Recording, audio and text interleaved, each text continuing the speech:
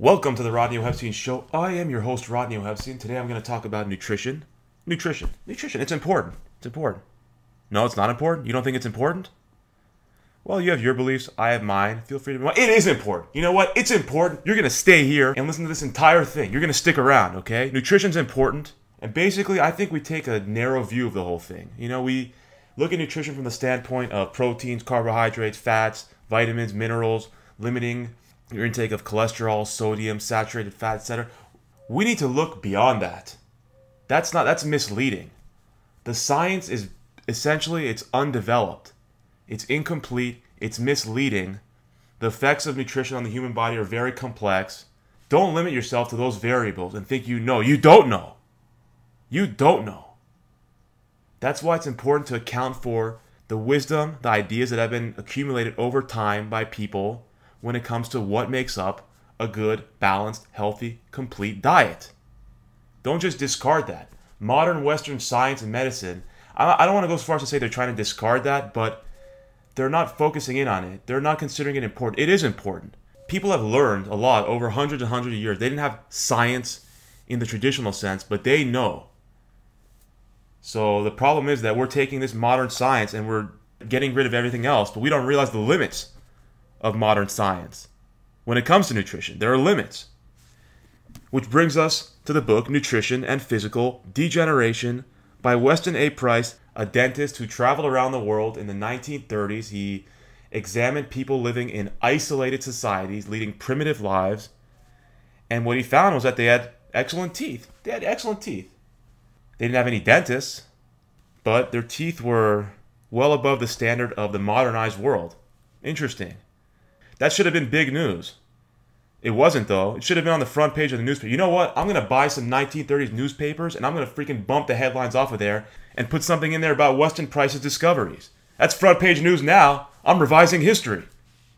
So I'm going to do that. Am I actually going to do that? I might. So once again, Weston Price examined the teeth of these people. The rate of tooth decay was very, very low. They also seemed pretty much resistant to a lot of diseases that plagued the people surrounding them. That is, people who lived in modern societies close to those isolated ones. And he ultimately came to the conclusion that nutrition was responsible for those differences. I should also point out that when those isolated societies actually began making contact with the outside world and transitioning to a more modern diet, their health declined. As a matter of fact, and this is pretty significant, people in those communities were usually pretty split. Some people went ahead and altered their diet to resemble a more modern one, and some stuck to the traditional diet. And those in the latter group generally had better health. Price also mentioned how people in those isolated societies had high moral character, they were physically fit into late age. He attributed all that to their nutritional practices. So he was a proponent of native traditional nutrition. I should point out that he visited a lot of societies and they had different diets. Of course, they all had one thing in common. They were free of modern processed foods. So I'm not saying we should do exactly what they do, but to some extent your diet should resemble that of someone who lived 1,000 years ago. Not entirely, but there's something there.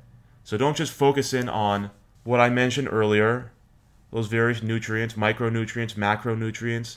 A lot of people are into their protein to fat to carbohydrate ratio. We're focusing too much on things like that, and we're not seeing the big picture. The science is not as advanced as it seems. Research studies, statistical analyses, they're misleading. A lot of people have put together similar studies, but they often yield much different results. And of course, a lot of people in the nutrition industry, they cherry pick those studies. They find one that supports their ideas, supports their theories, and they discard everything else, or they claim that those other studies are not scientifically valid, they have flaws, etc. That's not science. It's not really science. I believe that the field of nutrition is going to change a lot over the next few decades. What's commonplace, accepted, popular now might not be so decades from now, even years from now. They might not care about cholesterol intakes the year 2030. It might not be a big deal.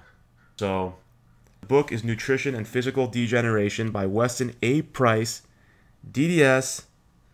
It was originally released in the late 1930s, but A lot of these isolated groups don't even exist anymore. They're not isolated. They adopted modern lifestyle, at least to some extent. So you can't really do what Weston Price did in the 1930s. So in a certain sense, this book is anything but dated. If you try to do what he did in 2011, your book will be dated. The 1930s version isn't dated. The 2011 version is. So you figure that one out.